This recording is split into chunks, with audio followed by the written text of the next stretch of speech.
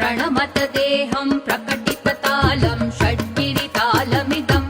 तत्तत् षड्गिरितालमिदं तत्तत् षड्गिरितालमिदम्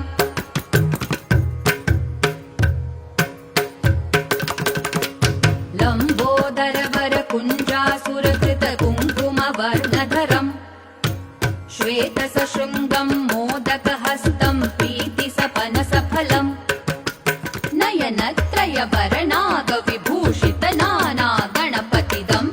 तत्तत् नयनत्रयवरनागविभूषितनानागणपतिदं